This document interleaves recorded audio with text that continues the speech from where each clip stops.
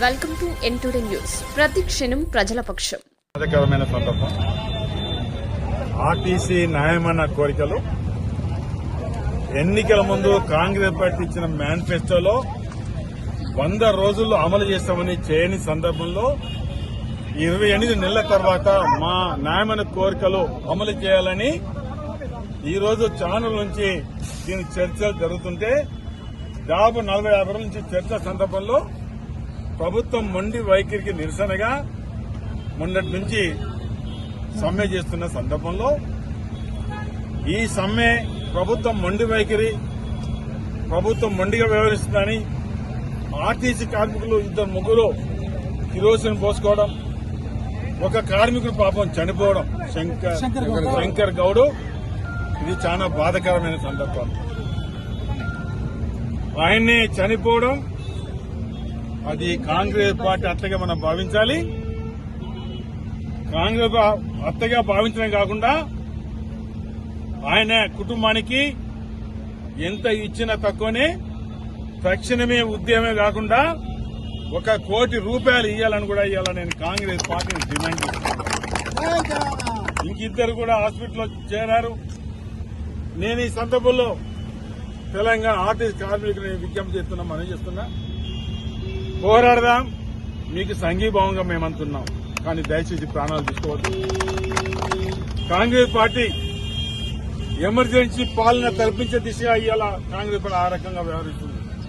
కనీసం సిగ్గుతో తలవంచుకోలే కాంగ్రెస్ పార్టీ. శిబిరం కాడికి పోతామంటే ఇలా ఏ నాయకులు రావద్దని అంటున్నారు.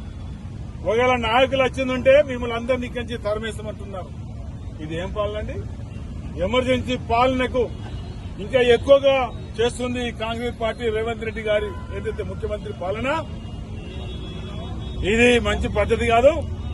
గతంలో ఎమర్జెన్సీ పెట్టినప్పుడు భారతదేశ ప్రజలు ఏ రకంగా ఇబ్బంది పడ్డారో, ఆనాడు ఎమర్జెన్సీ తర్వాత ఎన్నికలు వస్తే ఇందిరాగాంధీతో సహా అందరినీ నామరూపాలు లేకుండా కాంగ్రెస్ పార్టీని ఓడించి పొందబెట్టింది అన్నాడు దేశ ప్రజలని గుర్తుపెట్టుకోవాలి. ఇలా రాష్ట్రంలో కాంగ్రెస్ పార్టీ ఆ తరహా మీరు చేస్తే ఇది సరైన పద్ధతి కాదు. టెంట్లు వేసుకునే అవకాశం లేదు. ఇలా పోలీస్ డిపార్ట్మెంట్ సిగ్గుతో తలవంచుకోవాలి. టెంట్లు వేసుకునే అవకాశం లేదంటే ఎక్కడ ఉండాలి? ఇలా ప్రభుత్వం ఏదైనా మానవత్వం ఉన్న పోలీస్ డిపార్ట్మెంట్ కూడా టెంట్లకు అవకాశం ఇవ్వలేదంటే అసలు ఏంటిది? ఇది ఏం పాలన? ప్రజలు ఏమంటున్నారు? ప్రజలు పోలీసులు అన్నదమ్ములాగా ఉంటారు. ఫ్రెండ్లీ పోలీసు అంటే వాళ్ళ బాధల కోసము వాళ్ళ హక్కుల కోసం పోరాడుతుంటే టెంట్ కూడా అవకాశం ఇవ్వలేదంటే ఇదెక్కడి పోలీసు వ్యవస్థ? ఆనాడు మేనిఫెస్టో పెట్టడం జరిగింది. 100 రోజుల్లో పట్టినే విలీనం చేస్తామని, 2 పీఆర్సీలు ఇస్తామని, ఉద్యోగ భద్రతని గతంలో ఉండే విధంగా ఈయనను ఉండే దిశగా మరి ఆ రకంగా ఆనాడు మీరు ఎన్నికల కోసం ఓట్ల కోసం ఆటలాడి నాటకాలాడి 100 రోజులంటే దాదాపు 800 రోజులైంది. 800 రోజులైనా మీరు చేయలేకపోతున్నారు. అంటే ఆర్టీసీ కార్మికుల ప్రాణాలు మీకు ముఖ్యమా?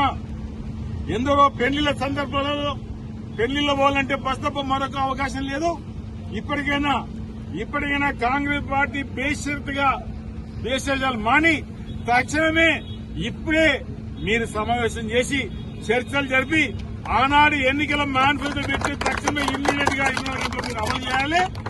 లేకపోతే తెలంగాణ గడ్డ మీద పుట్టిన ప్రతి బిడ్డ పెళ్లిళ్ల సందర్భంలో వారి ఆగ్రహానికి గురికాక తప్పదు. మీ పతనం మీరే చేసుకుంటున్నారు, మీ బొందులు మీరే పడుతున్నారు. ఇది సరైన పద్ధతి కాదు. 60,000 పైబడి ఉన్న కార్మికులు చాలని జీతాలతోటి వాళ్ళు పనిచేస్తున్నారు ఇన్ని సంవత్సరాల నుంచి. అది అతి తక్కువ జీతాలు. ఇలా భారతదేశంలో రాష్ట్రంలో ఏ ఉద్యోగికి అందరి ఉద్యోగుల కన్నా అతి తక్కువ ఉద్యోగం జీతం ఉన్నది ఇలా ఆర్టీసీ కార్మికులు. అది దృష్టిలో పెట్టుకుని ప్రభుత్వ పరంగా విలీనం, ప్రభుత్వ పే స్కేలు, 2 పీఆర్సీలు, ఉద్యోగ భద్రత, ఇవన్నీ తక్షణమే ఈరోజు ముఖ్యమంత్రిని డిమాండ్ చేస్తున్నా, సంబంధిత మంత్రిని డిమాండ్ చేస్తున్నా, తక్షణమే చర్చలు జరిపి ఒక ప్రాణం బలిగొన్నారు, ఇంకో ప్రాణం బలిగొనకండి. అందరు ప్రాణం పోతే ప్రాణం రాదు. అది దృష్టిలో పెట్టుకోవాలి. ఇలా అధికారం ఎక్కారు, కుర్చీ మీద కూర్చున్నారు. ఎవరేమైనా పర్లేదు, మా చేతిలో అధికారం ఉంది, మా చేతిలో పోలీసు వ్యవస్థ ఉంది, మేము ఏం చేసినా చెల్లనెడుతుందంటే సమయం వచ్చినప్పుడు సమయం వచ్చినప్పుడు మీరు మీ అహంకారానికి సమాధి కట్టే రోజులు కూడా దగ్గర పడ్డాయని ఈ సందర్భం చెప్తూ ఆర్టీసీ కార్మికులు మీకు అందరికీ చెప్పడం జరుగుతుంది. బలిదానం చేసుకోకండి. డెఫినెట్ గా రాజకీయ పార్టీలు అందరూ కూడా మీకు సహకరిస్తారు. ఇలా తెలంగాణ గడ్డ మీద పుట్టిన ప్రతి బిడ్డ మీకు సహకరిస్తారు.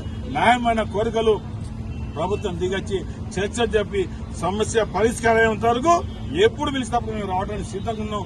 పోలీసు వాళ్ళ పద్ధతి మార్చుకొని ఖచ్చితంగా 10th కి అవకాశాలు కూడా ఇలా పోలీసు కూడా నేను డిమాండ్ చేయడం జరిగింది. పార్టీ నాయకులు